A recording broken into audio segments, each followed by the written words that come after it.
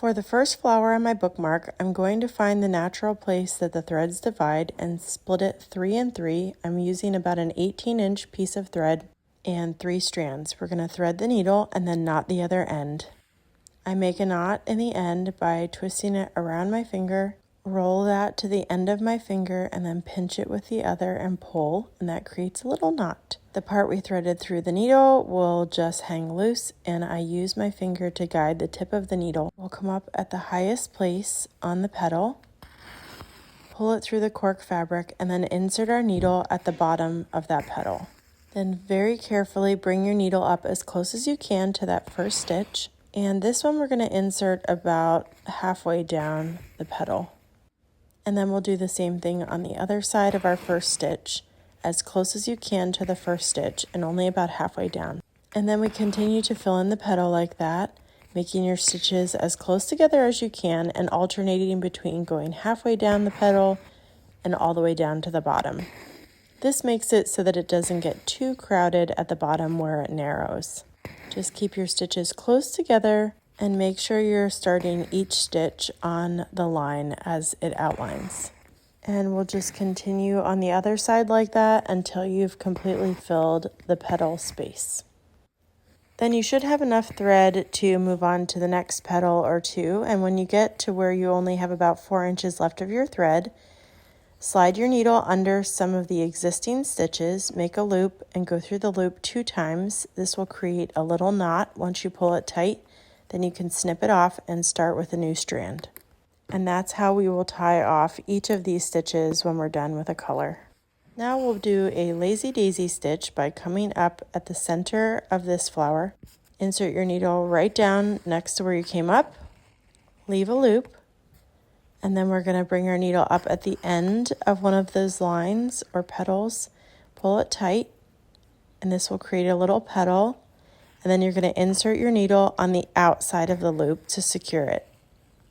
With this one lazy daisy stitch, we make a nice little petal for a flower, and you're going to do that the whole way around using 3 strands of the white. And then when you're finished with that one, you will tie it off in the back and move to the other daisy. For the greenery, we're going to do a stem stitch, come up through the fabric, make a stitch, and leave a little loop, come up in the middle of that loop on the line and pull it tight. Now make another stitch, going forward, leave a loop, come up on the line in the middle of that stitch, and pull it tight. This is called the stem stitch, and it makes a nice twisted effect the whole way up the stem, also using just 3 strands here. Just make sure each time you come up on the same side of the loop. Now at the very end, we're going to go up a little bit and make a lazy daisy stitch, so come up through the fabric and then back down in the hole of your previous stitch so that it connects to the stem, and then come up at the end of the line, pull it through, and then insert your needle on the outside of the loop to secure it. And then we'll do the same thing for each of these little lines to create the leaves on the stem.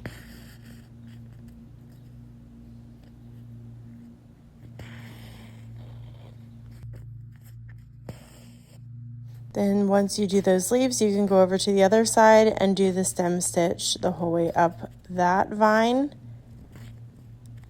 Leave room for the leaf at the end, then switch over to your lazy daisy stitch for the leaves. Tie it off when you're finished and then move over to the other side. To create a French knot for the center of the flower, pinch it between your fingers, take your needle around twice, and then just wiggle it around for a minute to see how tight you can keep it on your needle.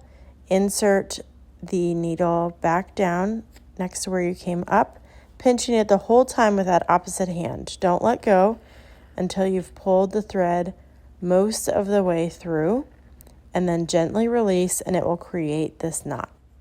For the middle of the pink flower, we're just going to do some straight stitches across the flower, and it's just a bunch of crisscrossing straight stitches. You can do French knots if you prefer, and I have more tutorials on the French knot if you struggle with that. Or you don't have to do the French knots at all. Then once we're done with this, we're going to tie this off again in the back.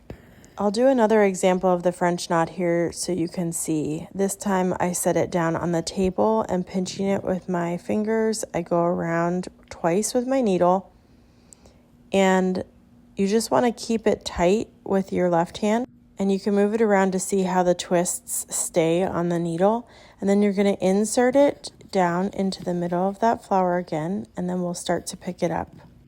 I did take my fingers off just to pick up the fabric, but you're going to pull that strand with your opposite hand until you've pulled the string most of the way through, and then gently release to create the knot.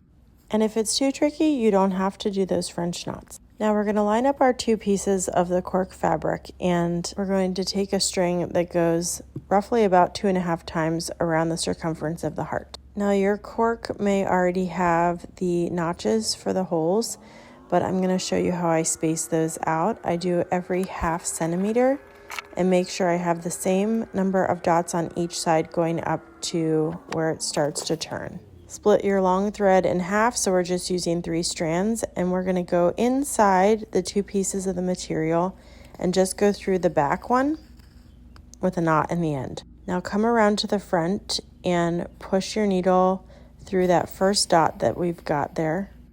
Leave a little loop, and then we're going to bring our needle through that loop right to left and pull it tight. Now coming back around to the front, we're going to go through the second dot front to back, leave a little loop, go through the loop from right to left, and pull it tight.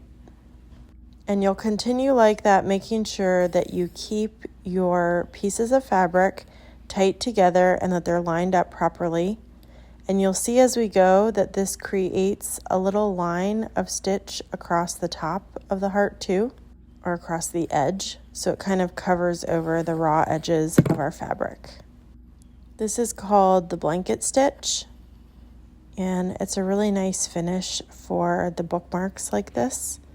And you'll just continue the whole way down like that. I'll speed it up a little bit, but you're going front to back, leave a loop, go through the loop each time. And you'll see if you pull up straight, it'll create a nice straight line. If you pull at an angle, it will create a crooked line. Going all the way to the bottom here, we're going to go through that last hole, pull it through, and then go through the loop. And then we're going to start to turn our work. Turn it 1/4 of a turn, make sure your sides are still lined up, and if there's any parts that overhang, we're going to trim those off. Now insert your needle back down through that last dot again that we did on the previous side. So we'll be going through that twice. Then we'll go through the loop just like normal, but just make sure that the back of the loop is going behind the fabric.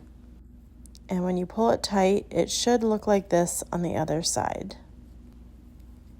Then we're going to continue on like that, same thing as before, until we get all the way back up to the top of the right side.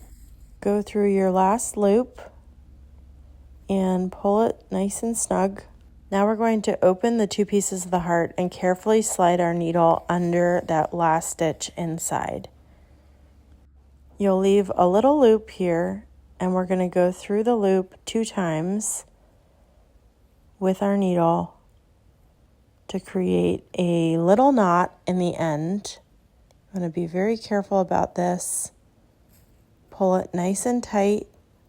Just be very careful, and I like to pinch my last stitch on the outside of the heart when I pull this so that it doesn't tug the fabric too much. I flipped it around so I could pinch the last stitch with my left hand while I pull the knot with my right. And if you want, you could add a tiny, tiny dot of glue on your knot. And there's our corner bookmark. It just slides right on the corner of the bottom or top of your page.